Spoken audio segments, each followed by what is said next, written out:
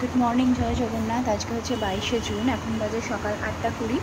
নিচে রান্নাবান্না মোটামুটি কমপ্লিট হয়ে গেছে। মা এখন ছ্যাঁচড়া করবে, ইলিশ মাছের মাথাটা ছিল সেই দিয়ে ছ্যাঁচড়া হবে।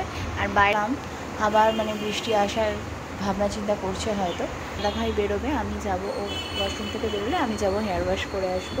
কারণ আজকে থেকে অম্বুবাচী পড়ে যাচ্ছে, তো মা বললো এখন এই কন্ডিশনে অম্বুবাচীর মধ্যে এমনিতেও বলে শ্যাম্পু করে না, আর এখন নাকি আরও করতে নেই। তো যাই হোক, এখন শ্যাম্পু ট্যাম্পু করে নেবো আমি। কটায় বেশ লাগছে, মা বলেছে সকালের মধ্যে করে নিতে।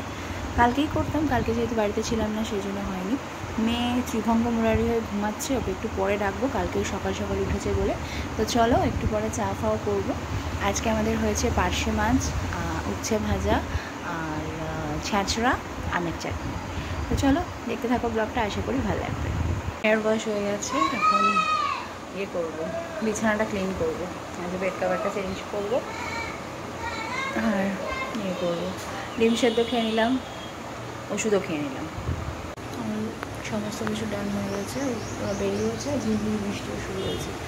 আর এদিকে আমি একটু বসে আছি, মাথায় জল দিয়েছি, সারা রাত ঘুম হয়নি, এখন পাচ্ছে ঘুম।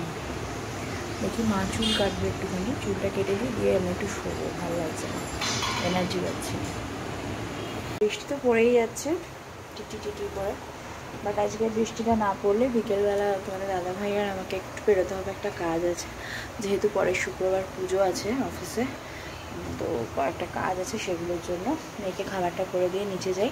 লাঞ্চ করে এসে আমি যদি এখন 1 ঘন্টা আমার একটু ঘুম হয় না, আমার শরীরটা ফ্রেশ হয়ে যাবে। সারা রাত্রি বলছি তো 2:30-3টে অবধি জেগে আছি, দিয়ে যাই হোক একটু ঘুমিয়েছি, আবার 6:30টার মধ্যে ঘুম ভেঙে গেছে।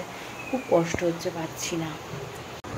ভাবলাম রাতে ঘুমাতে পারিনি, দুপুরে ঘুমাবো, দুপুরেও ঘুম হলো না। তো এখন রেডি হয়ে একটু বেরোবো, কয়েকটা জায়গায় কাজ আছে, করে আসি, দিয়ে দেখি আজকে রাতে আবার কী হবে। বেরিয়ে তো পড়েছি, ও গেছে একটা দোকানে, তারপরে যাবো একটা খাবার দোকানে, স্টাফদের জন্য নেবো, সেদিনটার জন্য অর্ডার করবো, এখন থেকেই করে দেবো, কথা বলে নেবো। ফার্স্ট এলাম, সোদপুরে গেছিলাম একটা বক্স খুঁজতে, সেটা পেলাম না। আর ঠাকুর মশাইয়ের ধুতি, গামছা এগুলো সব কিনলাম। আর ওপারটা এত প্রচণ্ড গরম না, সিঁড়ি দিয়ে নেমে না আমি আর পারছি না, খুব কষ্ট হয়ে গেছে। ঘুঁচুর জন্য একটা বোতল কিনলাম, এটা ভাইরাল বোতল, সবাই দেখছি কিনছে, তাই জন্য একটা কিনলাম, যেটা আমার ভালো লাগে না মুখ ঢুকিয়ে খেতে। তো এই হচ্ছে কথা। এখন এসে ওই জন্য এসি চালিয়ে দিয়েছি, এই যে বড় মুখ তো সেই জন্য ওইভাবে কেন খাবি, এই হচ্ছে কথা। এবার ধুই দিলাম তো এখনই। এইবারে হচ্ছে একটু আগে আমি এসে ঘরে ঢুকে আগে এসিতে চালিয়েছি, আর পারছি না, সিঁড়ি অতগুলো ওঠানামা করে আমার অবস্থা টাইট হয়ে গেছে। তো চলো আবার কালকে সকালে কথা হচ্ছে। বেরিয়ে গেছে স্কুলে, আমি এখন বিছানাটা গুছিয়ে যাবো স্নানে। প্রচণ্ড গরম লাগছে, আর ভালো লাগছে না কিছু। আজকে সকাল সকাল অভিযান চালিয়েছিলাম আলমারি গোছানো, কি সুন্দর করে দেখো গোছানো হয়েছে, কতক্ষণের জন্য জানি না, বাট এখন বেশ ভালো লাগছে। ক্লান্ত হয়ে গেছি, সবসময় পরা জামা কাপড়গুলো রাখলাম ওই ঘরের ওয়ার্ড্রবে, কিছু নিচে নিয়ে গেছি, এগুলো আর পরা হয় না, দেখি। আর আলমারি গুছিয়েই ক্লান্ত হয়ে গেছি, অতবার করে ওঠানামা পাচ্ছি না।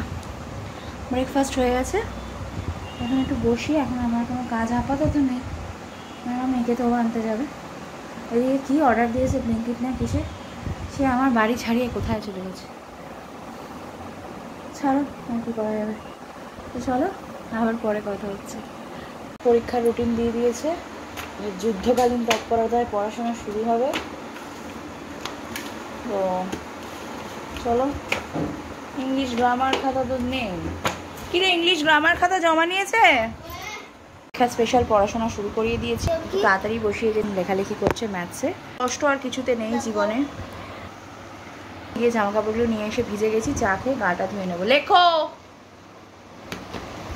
চলো আজকের ব্লগটা এখানেই শেষ করছি, বাইরে এখন আবার বৃষ্টি পড়ছে। নতুন ব্লগ নিয়ে খুব তাড়াতাড়ি চলে আসে, ততক্ষণ সবাই খুব ভালো থেকো, সুস্থ থেকো, সাবধানে থেকো, টাটা, আবার দেখা হবে পরবর্তী ব্লগে।